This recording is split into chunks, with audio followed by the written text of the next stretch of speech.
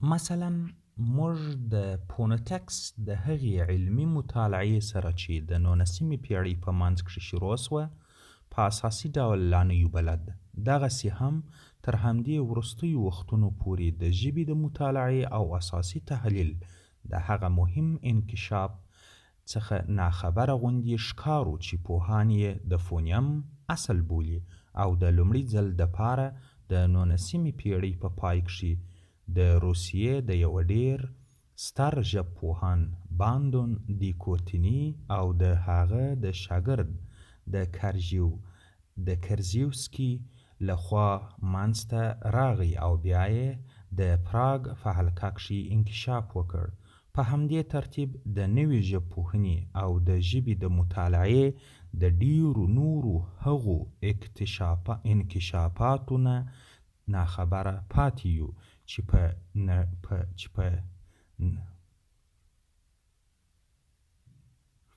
په نړۍ کښې د دغه علم په برخه کې شوی دی او زموږ ځینې زلمي لیکوالان غواړي چې د ډېرو مفتدي شاګردانو په حیث د ترجمو او تالیفاتو له لارې خپل محیط ورسره بلد کړي. هیله ده چې دا کار به د دوی په زیار په پوره ګړندیتوب پر مخ ولاړ سي. دلته په دې رساله کښې زما مطلب دا نه دی چې د ژبې د علمي مطالعې اصول یا د نوې ژبپوهنې اساسات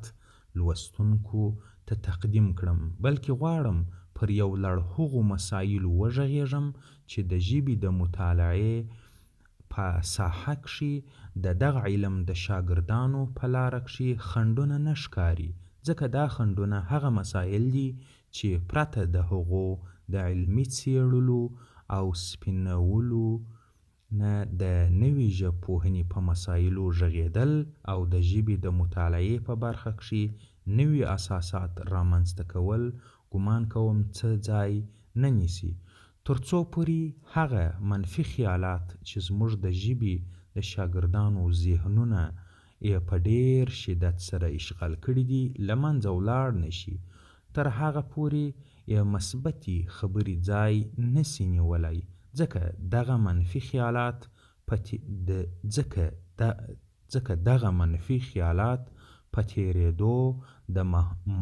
تېرېدو د مهال دې حد ته رسېدلي دي چې اوس د ژبې زیاتو شاګردانو ته تر حقیقت نه کم برېښي. کله که موږ د انسان د دماغ د کاغذ یوې سپینې پاڼې سره تشبیه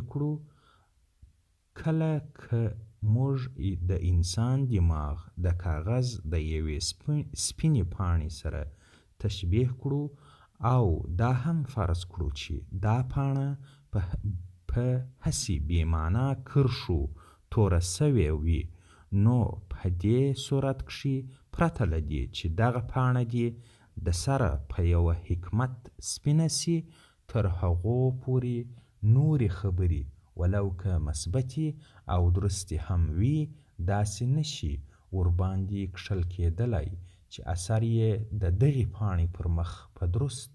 ډول سره څرګند شي.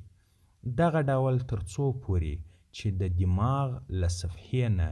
هغه منفي خیالات چې ورباندې نقش سوي دي لرې نسي، تر هغو پورې مثبت افکار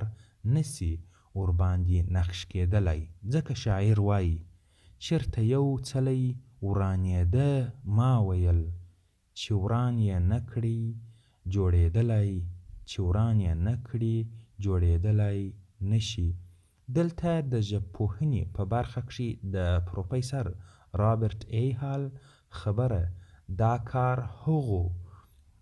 مقناطیسي ټکانونو ته پاته کېږي لکه یو روحي ډاکټر یې چې روحي ناروغانو ته تجویزوي. دا مقناطیسي ټکانونه په لومړي سر کښې د هغو ناروغانو له حافظې نه چې په روحي اختلال ککړ وي ټول واهي خیالات محوه کوي او دا په لومړي سر کښې ناروغه رټ سرسامه کوي. مګر په حقیقت کښې همدا بد حالت د یوه آینده ښه حالت یعنې د هغه حالت مقدمه ده چې ناروغه له واهي خیالاتو نه خلاصیږي او وروسته له دې درست فکر کوي. له همدې امله نوموړی پروفیسر لکه نور ډېر اوسني ژبپوهان په خپل هغه مشهور کتاب کښې چې د دې کتاب په پای کښې به د مأخذ په حیث وښودل شي لومړی د ژبې په برخه کښې غلط خیالات تردیدوي او بیا پسې د نوې ژبپوهنې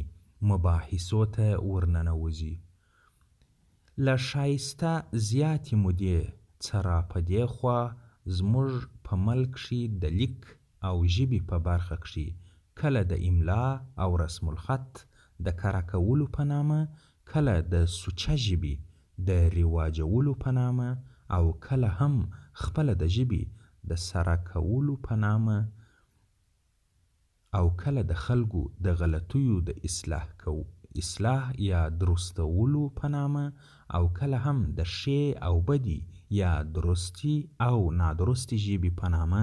د ځینو ټولنو او افرادو له خوا یو لړ لیکنې سوي دي. داسې چې ځینو لیکوالو رسالې او کتابونه هم پرې لیکلي دي. مګر دا چې آیا دا لیکنې څومره او تر کومې اندازې پورې د ژبې د علم د اساساتو سره برابرې دي، دا خبره لږ څه غور غواړي، ځکه په دې وروستیو وختونو کښې ځینې ظلمیان لیکوال په دې موضوع په داسې یوه لهجه غږېږي چې ګوندې دغه پخوانۍ خبرې ډېرې پخې نه دي، بلکې وایي چې زړې دي او باید له سره غور پرې وسي. زه د دوی د همدې فکر په تایید کوښښ کوم چې تر ممکن حده پورې دغه موضوع د نوې ژبپوهنې په رڼا کښې په مفصل ډول وڅېړم. څرنګه چې زموږ د ژوند د هرې برخې سره نوی فکر او تحول ملګری دی، دغه ډول د ژبې او لیک د څېړنې په برخه کښې هم داسې حتمي دی. نن په دې برخه کښې د موجوده شرایطو له برکته زموږ ګوتو ته داسې مطالب راغلي دي چې پرون یې دلته درک هم نه وو. کله که دا نوې خبرې د پخوانیو سره توپیر ولري او یا حتی کله که د هغوی نه مخالفې هم وي، دا د دې معنا نه لري چې ګوندې د مخنۍ خبرې رټې غلطي او اوسنۍ کاملا درستې دي، بلکې اوسنۍ خبرې د نننیو معلوماتو محصول او د پخوانو مکملې دي.